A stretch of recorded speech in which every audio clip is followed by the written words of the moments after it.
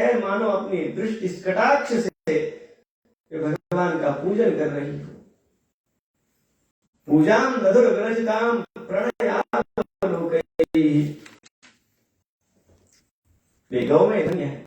धावश्च कृष्ण मुख निर्गत वेदित पीयूषमुत्तभित कर्ण पुटैः पिबन्त्यः। जो वत्स गौ माता का दुग्ध पी रहे हैं, भगवान की बांसुरी सुनते ही वे भी स्तब्ध हो जाते हैं, सुनते ही प्रायोताम विहरा मुनयो गोपियां आपस में कहती है, उन्हें जो पक्षी विचरण करते हैं वो भी सामान्य पक्षी नहीं। मुनयः नेक्षितं कलवेणुपीतम् आरुह्ये द्रुमभुजान् रुचिरप्रवालान् शृण्वन्मीलितदृशो विगतान्यवाच। वरना सखी ऐसे कौन पक्षी हो सकते हैं जो स्तब्ध होकर किसी शाखा पर बैठकर उस वेणु को सुन रहे हो।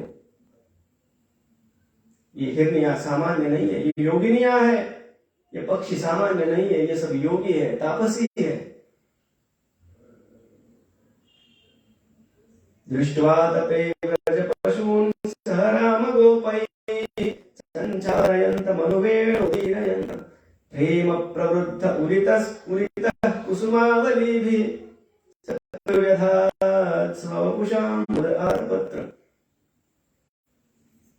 हमारे शाम को जब धूप की पीड़ा होती है तो बादल भी उनके मस्तक पर आकर ठहरते हैं ताकि उन्हें छांव मिल सके।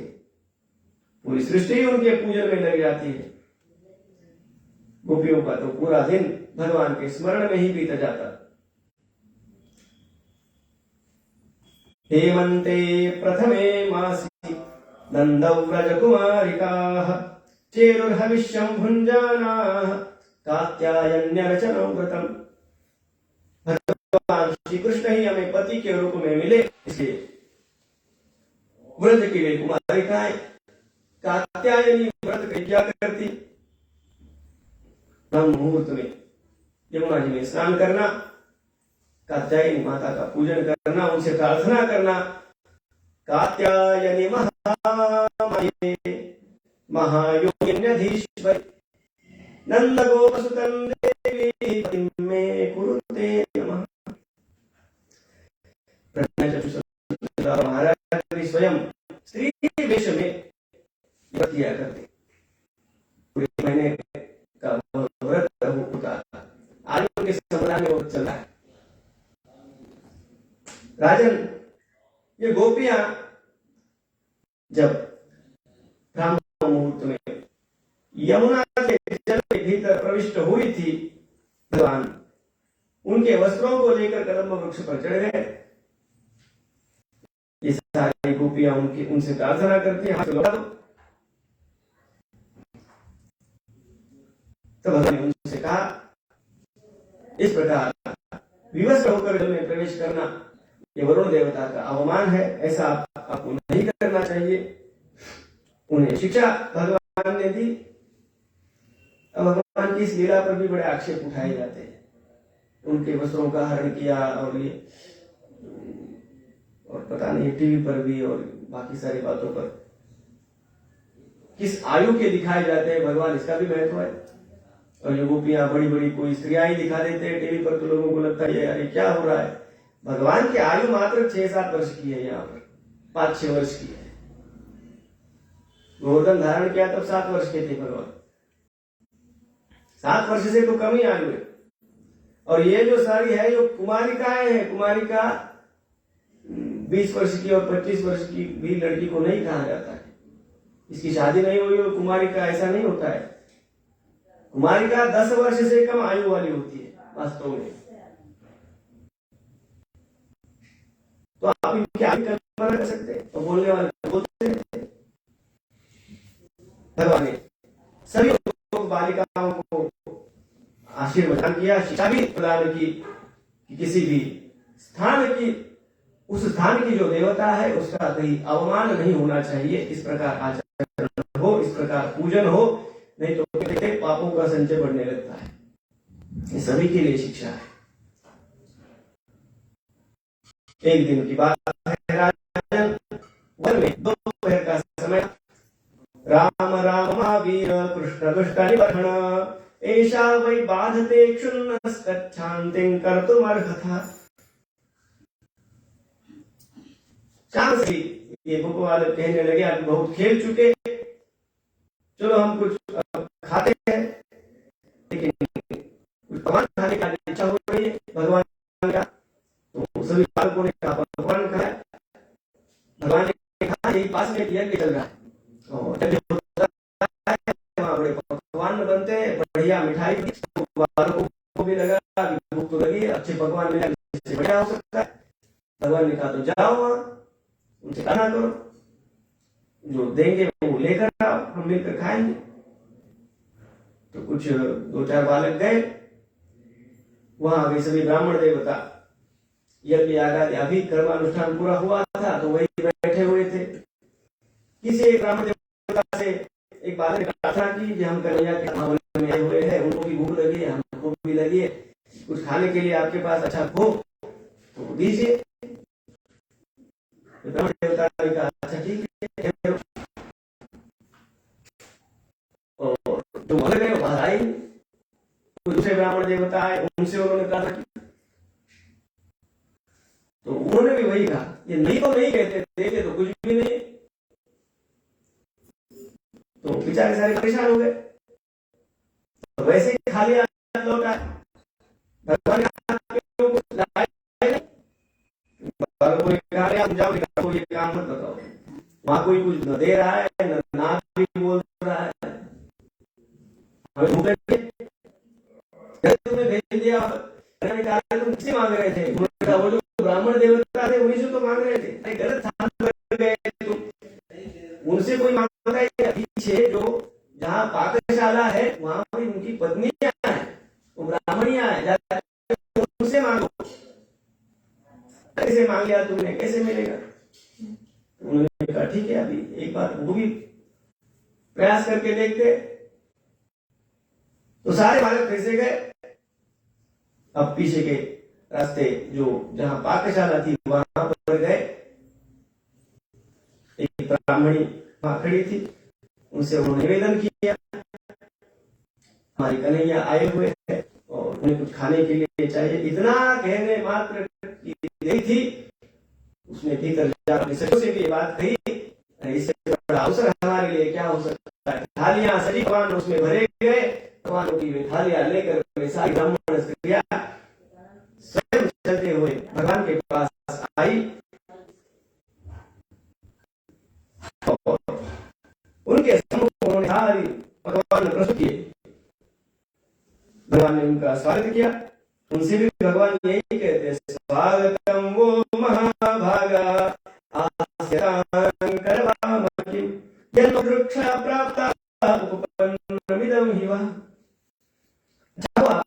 लेकर आई। समान का भगवान के साथ उन्होंने भगवान से प्रार्थना की,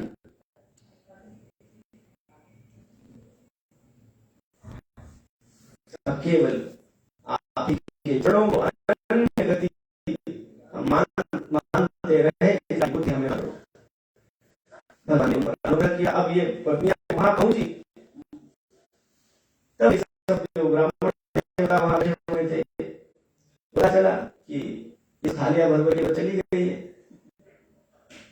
वो आपस में यही बात कर रहे थे कि अरे हमने ठीक नहीं किया। दृष्ट्वा स्त्रीणां भगवती भक्तिमलौकिकीं आत्मानं च तया हीनं अनुतप्ताब्जगर्हयन्। अपने आप को भक्तिहीन मानकर वे कोसने लगे। दिग्जन्मनस्कृतवृद्विद्यां दिग्रतं दिक्पौज्ञतं दिक्कुलं दिक्क्रियाक्षं विमुखाये स्वधुक्षये। अरे किसी बड़े कुल में कोई जन्मा हो, उसका क्या कितना भी विद्यार्थी है, उसका क्या है?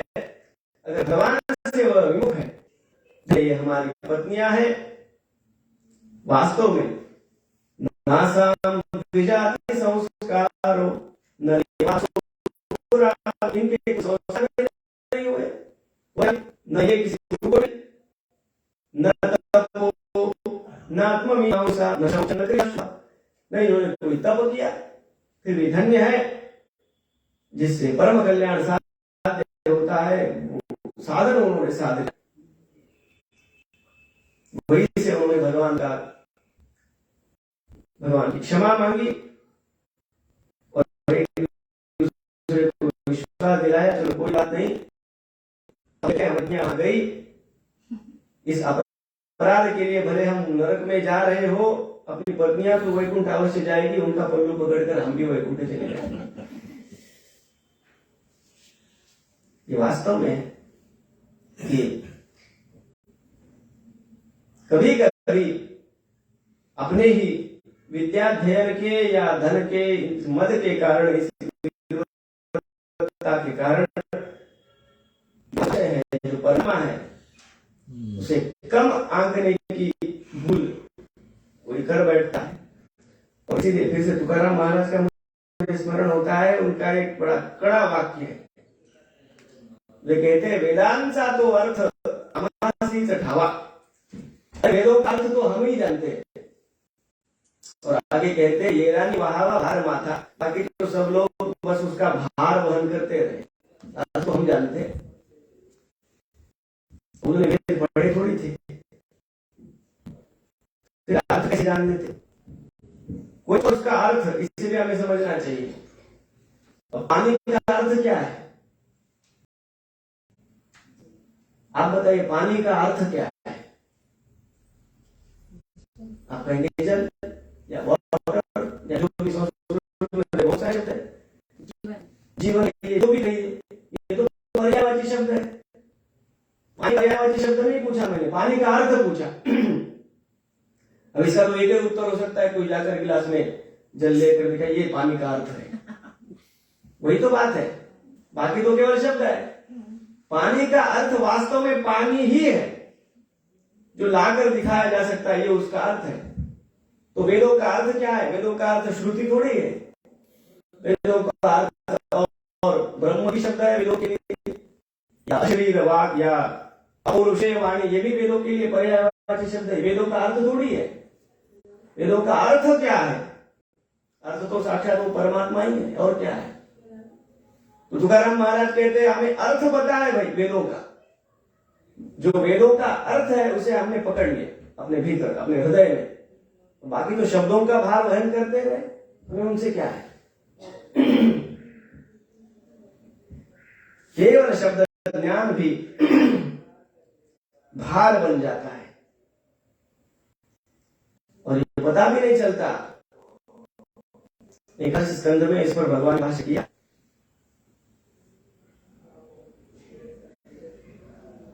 और यह शब्द ज्ञान तो इस प्रकार भटकाता है, और जिसे कुछ पता नहीं है कम से कम उसकी वो किसी बात पर भरोसा तो कर लेगा और कहीं न कहीं से आगे बढ़ जाएगा। जिस प्रकार इनकी पत्नियां थी, उन्हें कुछ पता ही जानती ही नहीं, तो उन्हें एक भाव निर्माण हुआ, भगवान के पास सीधे भगवान के पास चली। लेकिन जो जानता है उसका वो ज्ञान ही उसके लिए बंद बन जाता है। या यहां मैं जो ज्ञान शब्द का प्रयोग कर रहा हूं, शब्द ज्ञान के संदर्भ में है, केवल विद्वत्ता, ऊपरी ज्ञान यही बांधता है। इसीलिए शिव सूत्र में एक सूत्र आता है, ज्ञानम बंधा, ज्ञान भी बंधन कारक होता है।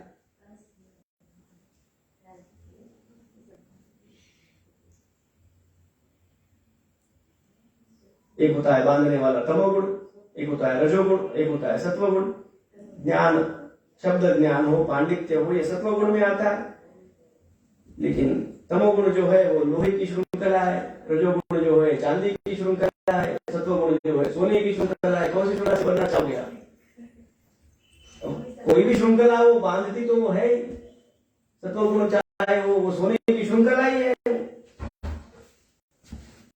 इसलिए ध्यान अवश्य करना चाहिए। उस तात्पर्य जो भगवान है उन्हें छोड़कर उस ज्ञान का कोई महत्व नहीं है। भगवान आदि शंकराचार्य ने तो एक बड़ा सुंदर गुरोष्टकम नाम से स्तोत्र लिखा। गुरो रंध्रि पद्मे मनश्चेन न लग्नम ततः किम ततः किम ततः किम ततः किम। चाहे कोई कितना भी बड़ा कीर्ति संपन्न हो, चाहे कितना बड़ा ज्ञानी हो, सदगुरु के चरण कमलों में उसका मन अगर नहीं रमता तो भगवान आचार्य कहते उसका क्या उपयोग। और 4 बार कहते। चलो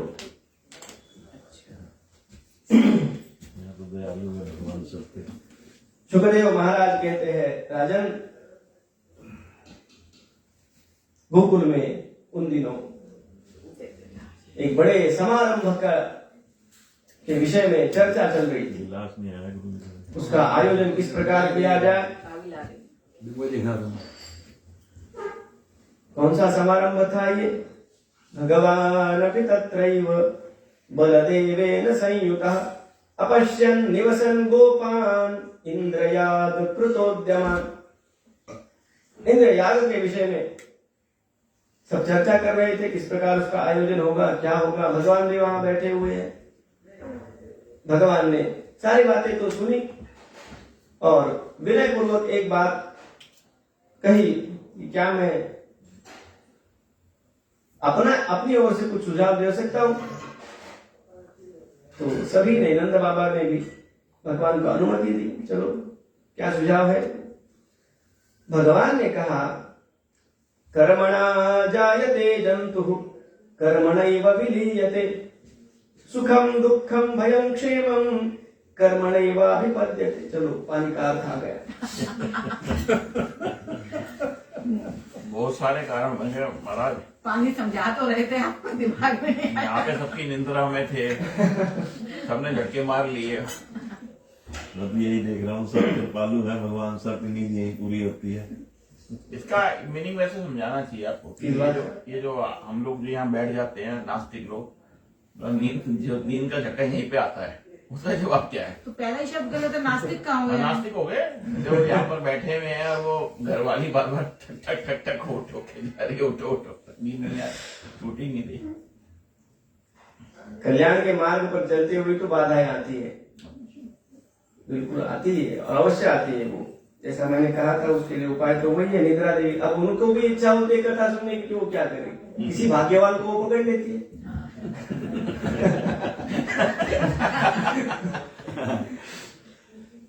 चेहरे पर उपवास कभी कभी आता, अच्छा लगा जी। भगवान ने बड़ा सुंदर एक भाषण यहाँ किया है। वो जो बात कह रहे हैं अब तक किसी ने सोचा नहीं था, ऐसी बात थी, लेकिन उन्होंने इस प्रकार उसका पूरा विवेचन किया। स्वभावतंत्रो हि जनः स्वभावोऽनुवर्तते स्वभावस्थमिदं सर्वं सदैवासुरमानुषम्। भगवान कहते हैं, पहले तो हमें यह सोचना चाहिए कि हम इंद्रयाग किस लिए करते हैं। सबने कहा, इंद्र से के ही द्वारा, उन्हीं की कृपा से ये पूरा सृष्टि चक्र चलता है, बरसात होती है, आदि आदि सभी तर्क सभी ने दिए। भगवान ने कहा, वैसे सोचा जाए तो सभी अपने अपने कर्मों से बद्ध है। इंद्र किसी का क्या बनाएंगे या बिगाड़ेंगे। इस प्रकार वर्षा होती है, उसका भी भगवान ने वर्णन किया। रजसा चोदिता मेघा वर्षन्त्यम्बूनि सर्वतः प्रजास्तैरेव सिद्ध्यन्ति महेन्द्रः किं करिष्यति। ये तो सारी सृष्टि गुणों के अधीन है। इंद्र अपनी इच्छा से थोड़ी वर्षा करते हैं।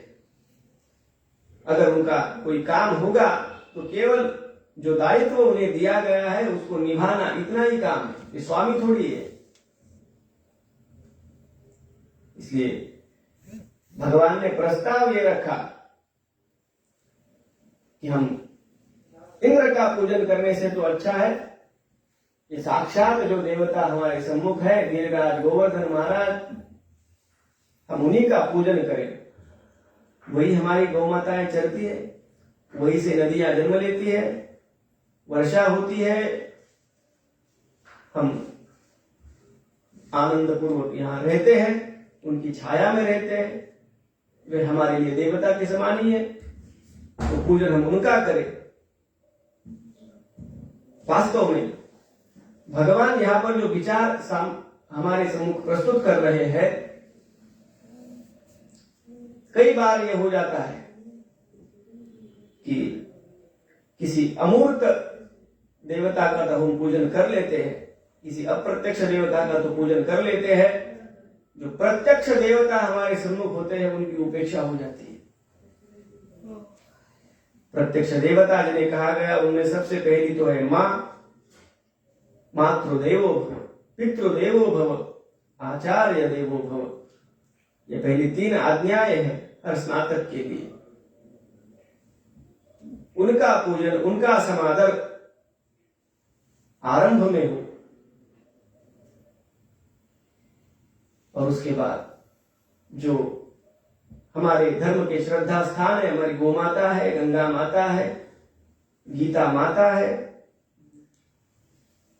वैसे तो पूरी सृष्टि में ही हमने ब्रह्म भाव देखा, इसलिए अकारण किसी वृक्ष को मैं हानि न पहुंचाऊं। जितने हो सके वृक्षों को भी मैं वृक्षारोपण भी करता रहूं। ये पर्यावरण की जो बातें हैं, जो अब अनिवार्यता बन गई है, आरंभ से ही इन बातों को संस्कारों के रूप में हमारी परंपरा ने हमारे मन में भर दिया है। सृष्टि का हमें अहित नहीं करना चाहिए, ये आज ये बातें हो रही है। मनुष्य ने अपने स्वार्थ के लिए और विकास के नाम पर इस सृष्टि का जो नाश किया, उसके परिणाम हम देख रहे हैं और भी देखेंगे। वातावरण भी प्रदूषित कर दिया, अन्न में जो सत्व होता है उसको भी हमने क्षीण कर दिया। कहीं किसी बात पर नियंत्रण ही नहीं रहा। केवल भोगवाद के प्राबल्य के कारण किसी मर्यादा के बिना केवल भोगते ही रहो, चाहे भूमि का जो हो, चाहे जल का जो होना चाहे हो, चाहे नदियां प्रदूषित होती रहे, चाहे अवकाश हमारा वायुमंडल प्रदूषित होता रहे। हमने ये भी नहीं सोचा कि हमारे बाद ये 20वीं 50वीं पीढ़ी में ऑक्सीजन भी सबको ठीक से मिल पाएगी कि नहीं। अब सब भयभीत हो रहे हैं। इसके मूल में कारण क्या है? ये विकास तो ऊपरी कारण है, भोगवाद इसका मूल कारण है। हमारी संस्कृति ने इस भोगवाद का कभी समर्थन नहीं किया, इसीलिए हमारी संस्कृति ने हमें कृतज्ञ रहना सिखाया। मैंने उल्लेख किया इस बात का, हम पृथ्वी के कृतज्ञ हैं, उस पर हम पग धरते हैं, हम क्षमा मांगते हैं। वृक्षों के लिए हम कृतज्ञता का भाव रखते हैं, गंगा माता के लिए, नदियों के लिए हम कृतज्ञता का भाव रखते हैं। ये उनकी कृपा है जो हमें पानी देती है, ये भगवान की कृपा है कि हमारी श्वास चल रही है। हर बात में हम भगवान की जो कृपा देखते हैं, वास्तव में तार्किक दृष्टि से भी हम देखेंगे तो जो कृतज्ञता भाव से जीवन जीता है वो अमर्याद रूप से भोगवादी कभी नहीं बनता। हर बात में वो मर्यादा का पालन करता है, चाहे वो व्यक्तिगत संबंध हो, चाहे वो कोई राष्ट्रीय विषय हो, चाहे कोई सामाजिक बात हो, चाहे पर्यावरण की बात हो, चाहे कोई आर्थिक बात ही क्यों न, वो मर्यादाओं का पालन करता है। पुण्य पाप की संकल्पना है, मर्यादा की संकल्पना, कृतज्ञता का संस्कार, ये जो मूल बातें, जो मौलिक बातें हमारी संस्कृति ने हमें प्रदान की, हमने केवल प्रतीकों को ही पकड़ के रखा। हमारी विडंबना भी ये हुई, केवल प्रतीकों में हम रहने लगे। उसके पीछे जो विचार है इन ऋषियों का, जो मूल्य आरंभ से चलते आए, उन मूल्यों का फिर से संवर्धन करने की आवश्यकता है। इस माध्यम से भगवान भी यही सिखाना चाहते हैं। और भगवान ने केवल ये नहीं कहा कि हम यज्ञ करेंगे गोवर्धन महाराज के लिए, आगे भगवान कहते हैं किस प्रकार वह यज्ञ होगा। हूयन्ता मग्नयः सम्यक् ब्राह्मणैर्ब्रह्मवादिभिः अन्नम बहुविधं तेभ्यो देयं वो धेनु दक्षिणाः। यज्ञ होगा तो उसमें अनुष्ठान तो होगा, मंत्रों का उच्चारण तो होगा, नैवेद्य के लिए अच्छे अच्छे पकवान भी बनेंगे और वो भोजन के लिए किसी किसे आमंत्रित करना किया जाएगा। भगवान कहते अन्येभ्यश्चाश्व चांडाल पतितेभ्यो यथार्हतः यवसंच गवान् दत्त्वा गिरये दीयतां बलि। अन्येभ्यश्चाश्व चांडाल पतितेभ्यो यथार्हतः।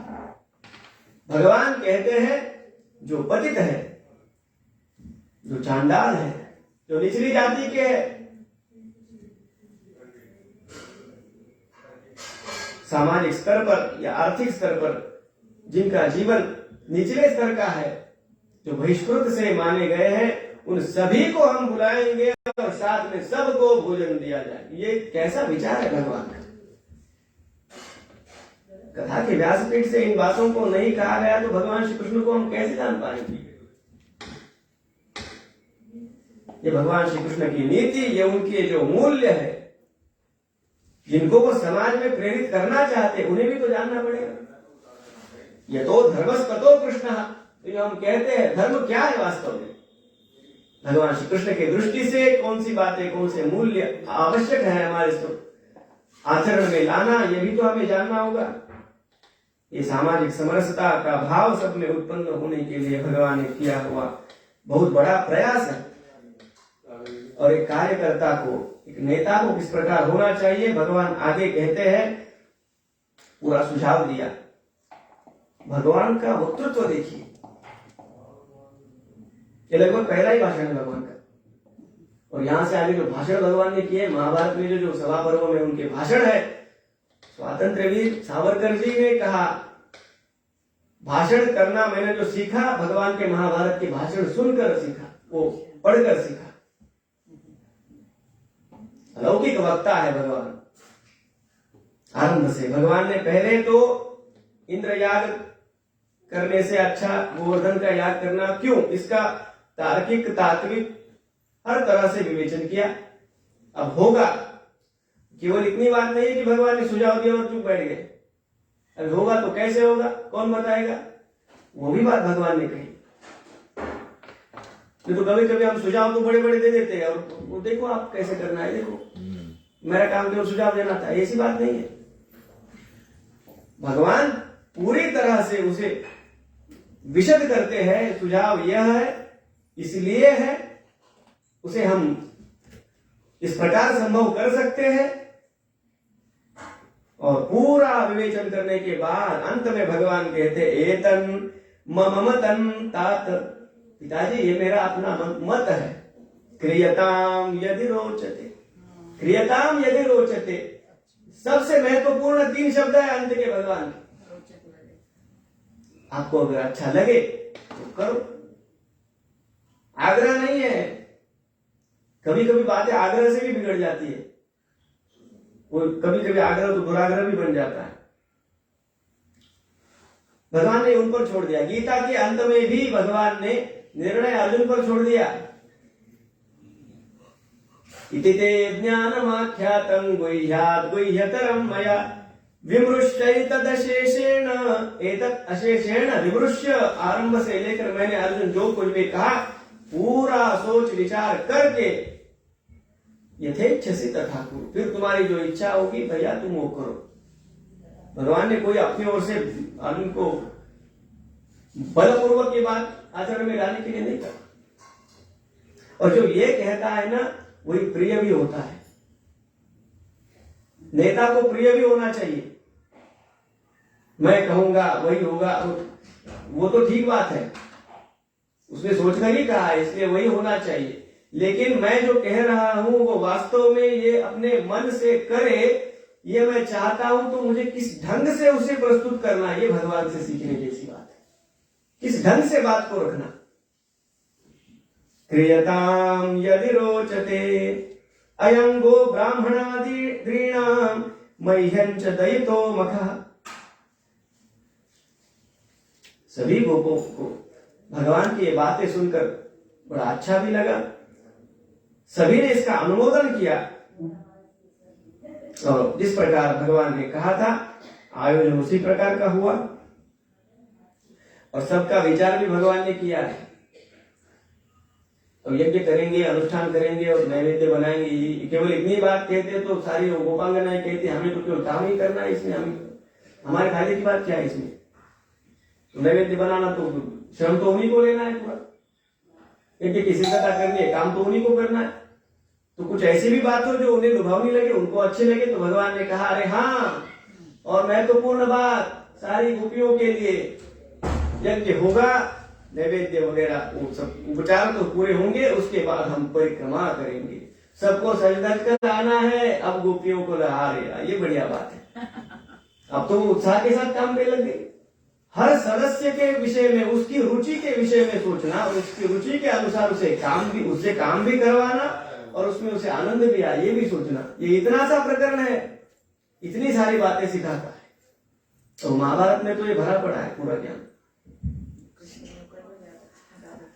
ये भगवान श्री कृष्ण का ये व्यक्तित्व है, उनकी मीठी मीठी बातें तो हम सुनते हैं, बढ़िया है। उनका वेणुनाद, उनकी वो लीलाएं, केवल उतने ही नहीं भगवान। आयोजन हुआ यज्ञ का, 56 भोग वहां लगाए गए और जैसे सब परिक्रमा करने के लिए निकल पड़े, स्वयं भगवान गोवर्धन गिरिराज के सम्मुख प्रस्तुत हुए। कृष्णस्पन्यतमं रूपम गोप विश्रम्भणं गतः। सबके साथ भी थे भगवान और उस शैलराज के सम्मुख भी खड़े थे दूसरा रूप धारण करके। और भगवान ने क्या किया? शैलोस्मीति ब्रुवन् भूरि बलिमादत बृहद वपु। विशाल देह धारण किया भगवान ने, मैं ही गिरिराज गोवर्धन हूं, ये कहते हुए भगवान ने पूरे भोग का सेवन आप स्वयं कर लिया। अरे भगवान ने कहा कोई पर्वत भगवान कैसे हो सकता है? अरे गुरुदेव इसके लिए बड़ा सुंदर उदाहरण देते हैं। गुरु जी कहते हैं एक रात्रि में एक आदेश आ गया कि ये नोट कल से नहीं चलेंगे और ये नोट चलेंगे, दूसरे चलेंगे, तो सब कतार में खड़े हो गए, पहले नोट वापस कर लिए, नए नोट। गुरु जी कहते हैं अगर किसी एक देश की सरकार एक रात्रि में ये निर्णय ले सकती है कि ये नोट होगा, ये नहीं होगा, और सब वो मान लेते हैं, तो भगवान है, ये उल्टा निर्णय है। गिरिराज गोवर्धन प्रभु भगवान है, मेरा स्वरूप है तो है, और वो कृपा करेंगे तो करेंगे। सबने आनंद लिया उस उत्सव का। इंद्र का ब्लड प्रेशर बढ़ गया। राधे राधे। इस बार इंद्र याग नहीं हुआ और उसे जब पता चला ये सब ने मिलकर इस प्रकार ये कुछ अलग ही कर दिया है, गोवर्धन का पूजन किया, उसका याग किया, अरे वो तो चिढ़ गया। जो बोला वाचालम बालिशम स्तब्धम अग्न्यम पंडितमानिनम कृष्णम मर्त्यमुपाश्रित्य गोपा में चक्र। अरे गालियां जो दी उसने भगवान को रुकता ही नहीं। वाचालम, ये बड़बड़ाता रहता है ये कन्हैया। बालिशम, बालक है वो, स्तब्धम अज्ञानी, लेकिन अपने आप को बड़ा पंडित मानता है, पंडितमानिनम। और कहता है मर्त्यम, एक मर्त्य मनुष्य वह कृष्ण, उसकी बात मानकर इन गोपों ने मेरा अप्रिय किया। ये जानते नहीं मेरा प्रभाव क्या है। उसने संवर्धक मेघों को उनका आवाहन किया जो प्रलय काल में वर्षा करते हैं, उनका आह्वान किया, उन्हें आदेश दिया धुनुत श्री मनस्तंभम पशु नयत संशयम, ब्रज को डुबा दो, गौ माताओं की परवाह मत करो। अरे गौओं को भी डुबाने के लिए कहता है, जिसमें वास्तव में सारे देवताओं का वास है, यह कहा गया। उसका अहंकार इस प्रकार से अंधा बना देता है। वो कहता है गौ माताओं की डुबा दो, ब्रज को डुबा दो, गोपों को डुबा दो। मेरे क्रोध का परिणाम क्या होता है उनकी समझ में भी आना चाहिए। अहंचैरावतन नागम आरुह्यान व्रजे व्रजम। जाओ, जैसे उसने संवर्तक मेघों को आज्ञा दी, मेघ वहां आ गए और ऐसी वर्षा होने लगी किसी ने नहीं देखी थी। बड़े बूढ़े भी कह रहे थे ये आफत है, ऐसी वर्षा कभी नहीं। स्थूला वर्षधारा मुञ्चत्स्वभ्रेष्वभीक्ष्णशः जलौघै प्लाव्यमाना भूर्ना दृश्यत न तोन्नतम्। कहाँ भूमि है किसी को पता ही नहीं चल रहा, इतना पानी, सब तो डर ही गए।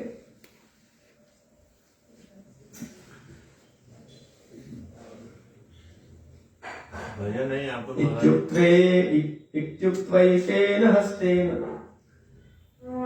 भजन है। भगवान श्री कृष्ण ने अब नेता के लिए यह भी आवश्यक है कि अपने निर्णय का अगर कोई विपरीत परिणाम आए और वो कोई भाग जाए, ये नहीं चलता है। उसे आगे रहकर अब क्या करना होगा यह भी देखना होता है। सब भगवान श्री कृष्ण की ओर देखने लगे। भगवान ने कहा जिन गिरिराज गोवर्धन का हमने पूजन किया है यही हमारी रक्षा करेंगे। ये होता है किसी के मन की श्रद्धा को बनाए रखना। अगर भगवान कहते मैं कुछ करूंगा तो सबको लगता है ये गोवर्धन का पूजन किस लिए करा है। श्रद्धा भाव का निर्माण करना और उसे बनाए रखना।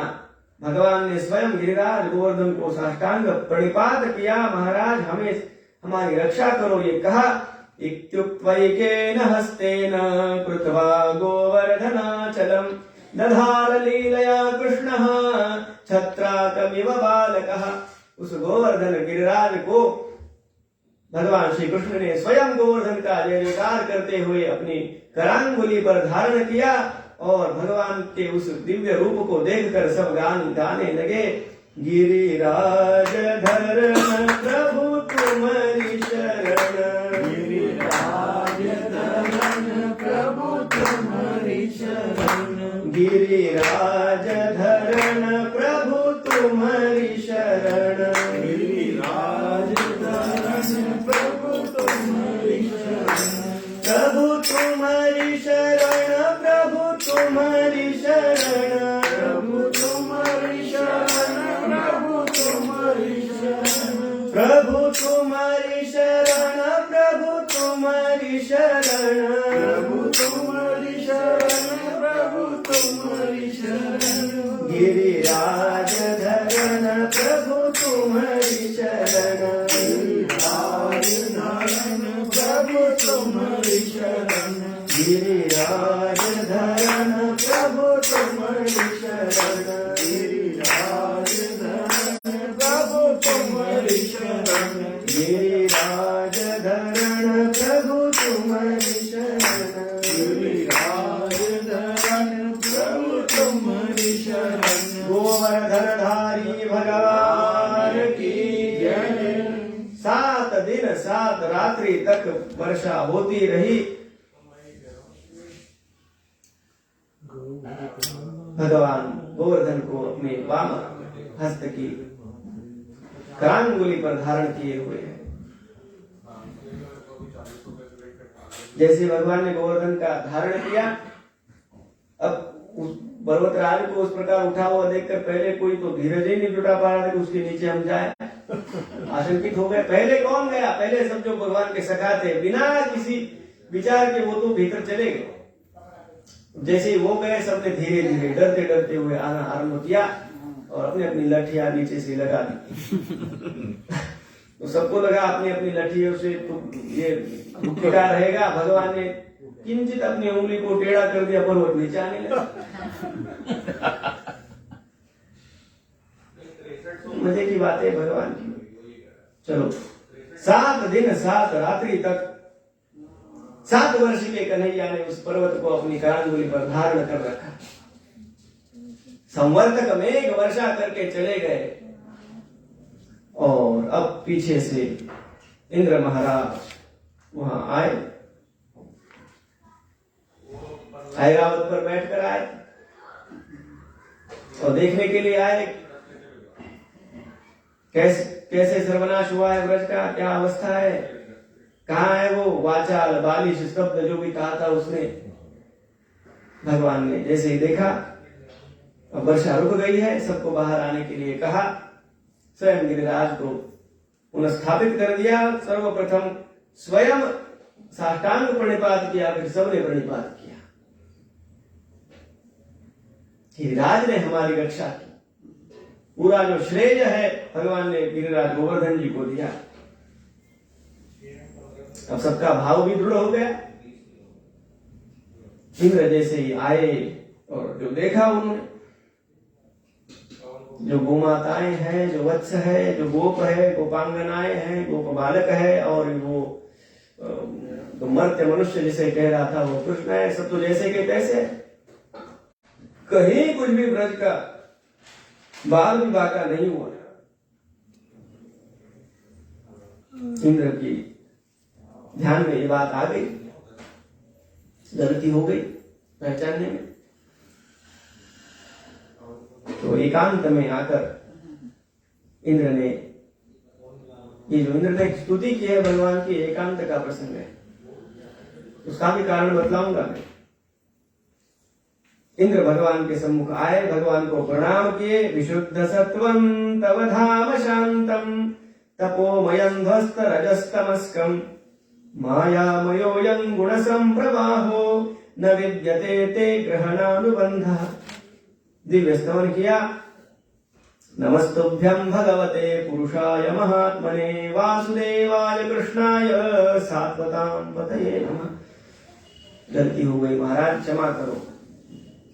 और रोना रोने लगा अपना, क्षमा करो क्षमा करो क्षमा करो। भगवान ने कहा, अधिक कुछ नहीं कहा, और हंसकर बोले जो भी बोले। भगवान जहां भी बोलते हैं ना, हंसकर बोलते हैं। गीता में भी आपको अनेक स्थानों पर मिल जाएगा, प्रहसन्नेव भारत, यहाँ पर भी वही वर्णन। एवं संकीर्तितः कृष्णो मघोना भगवान मेघ गंभीरया वाचा प्रहसन्निदम् अब्रवीत्। अब ये दोनों शब्द देखो भागवत जी में, तो जितना आप देखोगे, देखते रहोगे और डूब ही जाओगे। मेघ गंभीरया वाचा प्रहसन्निदम् अब्रवीत्, हंसते हुए बोले। इसका अर्थ ये नहीं कि ऐसे ही मजाक मजाक में बोल गए, गंभीर थे। मेघ गंभीरया वाचा, किस प्रकार का स्वर, कहाँ बात करते हुए किस प्रकार का स्वर होना चाहिए, कहाँ कितना अपनी बात में वजन होना चाहिए, किस प्रकार के शब्दोच्चारण होना चाहिए, उससे भी ये निर्धारित होता है कि क्या प्रभाव अपनी बात का होगा। मेघ गंभीरया वाचा, यहाँ भगवान की वाणी का जो स्वर है गंभीर है, इस प्रकार बात की भगवान ने। लेकिन ऐसा भी न लगे कि वो क्रुद्ध है या ऐसा, इसलिए प्रहसन इव, प्रहसन नहीं प्रहसन इव। प्रहसन का अर्थ है हंसते हुए बोले। हंसने का मतलब ऐसा नहीं कि खिलखिला के हंसी उठे, मानो हंस रहे हैं। स्मित हास्य करते हुए भगवान ने गंभीरता पूर्वक और इतने सधे हुए शब्दों में इंद्र से उन्होंने बात की है। अब देखिए, पहली तो बात है कि यह प्रसंग एकांत का है। सबके सामने इंद्र को डांट देते तो इंद्र की क्या इज्जत रहती। वो तो देवों का राजा तो है, पद पर तो अभिषिक्त है, वो भगवान से तो छोटा ही है। उसका एक पद है, उसके पद की एक गरिमा है, और उसका कोई काम भी है। सबके मन में उसके विषय में आदर भी रहना चाहिए, इसलिए सबके सामने नहीं डांटा। और डांटा ही नहीं, वास्तव में ऐसा भी नहीं बोले कि इंद्र के विषय मन में भगवान के ही प्रति कोई कटुता निर्माण हो। कभी कभी जिनके पास अधिकार है वो अपने से जो छोटे उनको इस प्रकार डांटते हैं और ये सोचकर कि मेरा क्या बिगाड़ लेगा। अरे बिगाड़ेगा कुछ नहीं, लेकिन उसके मन में आपके लिए कटुता का भाव जग गया। अब वो जो काम करेगा मन से नहीं करेगा, वेतन के लिए करेगा। उसका मन भी न दुखी और उसे इस बात का एहसास भी हो कि ये नहीं, ये ठीक नहीं हुआ। ये संतुलन है भगवान का। तो केवल व्यायाम वाला योग वो योग नहीं होता, मन का संतुलन योग है, वाणी का संतुलन योग है। योग कर्मसु कौशलम, ये भगवान का ब्रीद है। भगवान कहते हैं मया ते कारी मघवन मखभंगोनुगृह्णता मदनुस्मृतये नित्यं मत्तस्येन्द्र श्रिया भृशम। एक ही वाक्य कहा आगे, गम्यतां शक्रभद्रं वः क्रियतां मेनुशासनम् स्थीयतां स्वाधिकारेषु युक्तैर्वस्तंभवर्जितैः। तुम्हारा कल्याण हो इंद्र। पहली बात, क्रियताम में अनुशासन, जो मेरे द्वारा निर्धारित अनुशासन है उस प्रकार तुम अपना काम करते रहो। दूसरी बात, स्थीयताम स्वाधिकारेषु, अपने अधिकार में रहो, अपनी मर्यादा में रहो। युक्त स्तंभ, बात खत्म।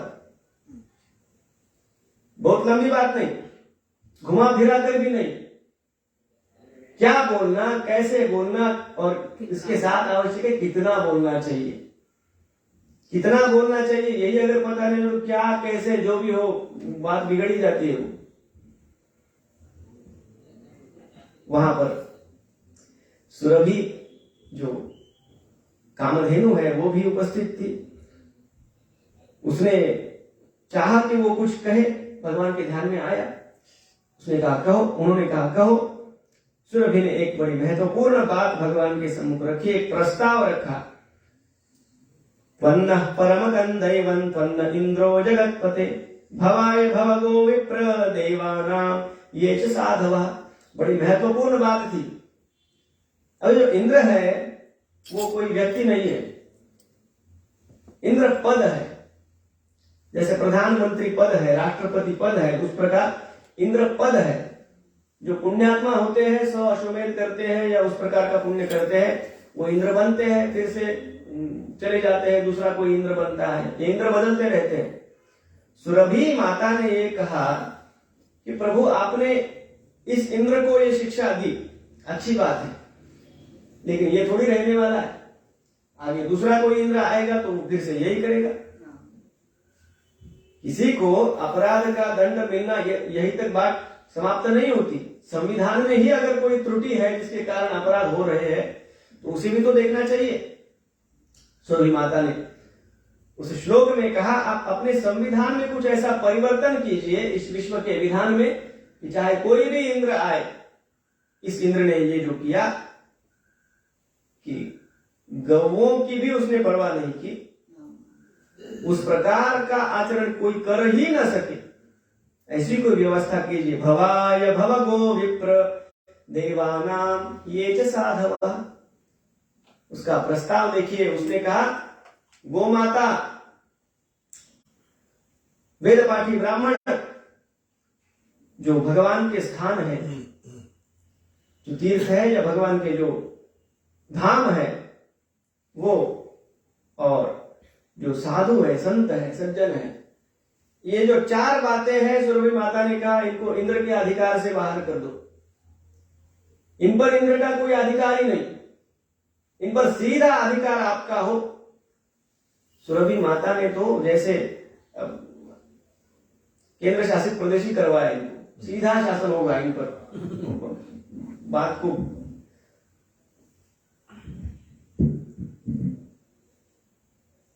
तब से गो माता, वेद पाठी ब्राह्मण, जो भगवान के स्थान है, भगवान के धाम है, मंदिर है, और जो संत है, इनका कोई स्वामी नहीं, न इंद्र न ब्रह्मा न कोई नहीं, इनके केवल भगवान स्वामी, इन पर अधिकार भगवान का है,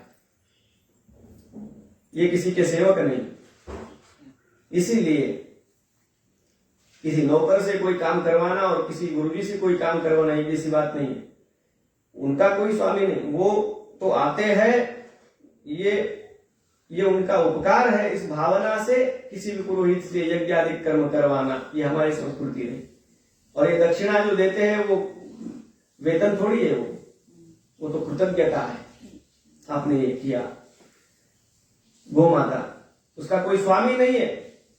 इसीलिए हमारे यहाँ गोमाता का स्वामी नहीं कहा जाता, कहता है मैं गोमाता की सेवा करता हूं, मेरे घर में गोमाता है, मेरी गोमाता नहीं कहता, मैं गोमाता की सेवा करता हूं। मंदिर की भी बात यही है, मंदिर भगवान का होता है, हम सेवक हैं। और जो साधु संत है, सज्जन है, उन पर भी किसी का अधिकार नहीं है, वे केवल भगवान के सेवक है। यहाँ सुरभि माता ने भगवान का दिव्य अभिषेक, भगवान ने भी इस प्रस्ताव को सम्मति दी, ये भी बताना आवश्यक है। प्रस्ताव पारित हो गया। सुरभि माता ने भगवान का दिव्य अभिषेक करना चाहा। अपने दुग्ध से भगवान का उन्होंने जो दिव्य अभिषेक किया, यहाँ भगवान को एक नाम प्राप्त हुआ, गोविंद देव भगवान की। इति गोकुलपतिं गोविन्दमभिषिच्य सः अनुज्ञातो ययौ शक्रो वृतो देवादिभिर्दिवम्। सारे देवताओं के साथ भगवान को प्रणाम करके इंद्र वहां से चले गए। शुक्रदेव महाराज कहते हैं, राजन, एक दिन एकादशी के दिन निराहार रहकर जब नंद बाबा कालिंदी में यमुना में स्नान करने के लिए उतरे, उन्हें लगा ऐसा था कि ये ब्राह्म मुहूर्त है, लेकिन ब्राह्म मुहूर्त अभी होना बाकी था। उससे पहले ही वो यमुना के जल में प्रविष्ट हुए। आसुरी वह बेला है, उस समय स्नान करना अपराध है, ये जानकर वरुण के दूतों ने भगवान नंद बाबा को बांध लिया, अपने वश में कर लिया और वरुण देव के पास ले गए। भगवान को जैसे ये पता चला, भगवान स्वयं वरुण देव में वरुण के सम्मुख प्रस्तुत हुए। ये जो ब्रह्मा जी के साथ हुआ, जो इंद्र ने किया, ये सारी वार्ताएं तो जाती होगी वरुण देवता के पास। उसने कहा, ये क्या आपस में वैसे वे बड़े विनयी थे, उन्होंने भगवान का स्वागत किया, प्रणाम किया, मेरे दूतों से गलती हुई, क्षमा मांगी भगवान की। भगवान ने कहा कोई बात नहीं। भगवान का उन्होंने पूजन भी किया। नंद बाबा को साथ में लेकर भगवान यमुना के तट पर जैसे आए, नंद बाबा ने इस प्रकार के वरुण लोक का मैंने दर्शन किया, ये पूरी बात जब सारे गोपों के सामने रखी तो सबको इच्छा हुई कि भगवान से सब कहने लगे, प्रभु उनका भगवत्व तो सबको अब पता चल ही गया था। जब गोवर्धन धारण ही उन्होंने कर लिया तो सबने भगवान से प्रार्थना की, हम उस दिव्य लोक का दर्शन करना चाहते हैं। तब भगवान ने इन सारे गोपों को सत्यं ज्ञानमनन्तं यत् ब्रह्म ज्योतिः सनातनम् यद्धि पश्यन्ति मुनयो गुणापाये समाय। यद्धि पश्यन्ति मुनयो गुणापाये, त्रिगुणों से अतीत होने के बाद ही जिस सत्य स्वरूप, ज्ञान स्वरूप जिसका भगवान ने वर्णन किया है गीता के 15वें अध्याय में, अपने लोक का, जिसे पाकर फिर लौटना नहीं होता, तद्धाम परमम्, उस अपने वैकुंठ धाम का दर्शन भगवान ने इन सारे गोपों को अपनी कृपा से करवा दिए।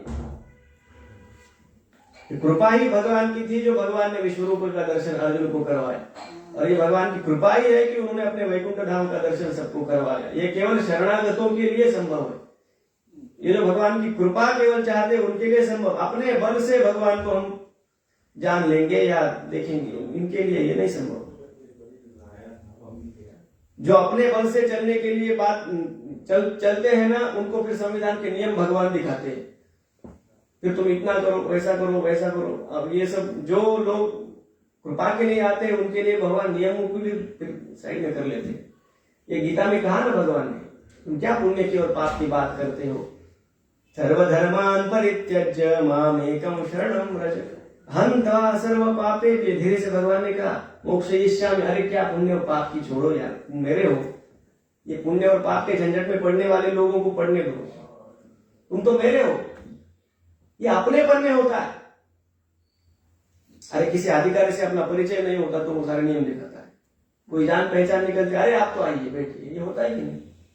तो भगवान का प्रेम है, केवल इतनी बात को हम समझे। ये जिनका प्रेम का संबंध है उन्हीं को ये अधिकार है, क्योंकि उनका हृदय उस प्रकार की अवस्था तक पहुंचा हुआ होता है जो अपने बल पर हम नहीं कर सकते। शरणागति से ही हृदय की परम निर्मलता संभव है, जो इन गोपों में थी, गोपांगनाओं में थी। इसलिए भगवान ने उन्हें अपने परम धाम का दर्शन कराया। गोपियों को भगवान रास का प्रसाद किस प्रकार प्रदान करते हैं कल हम देखेंगे। गोपाल कृष्ण भगवान की।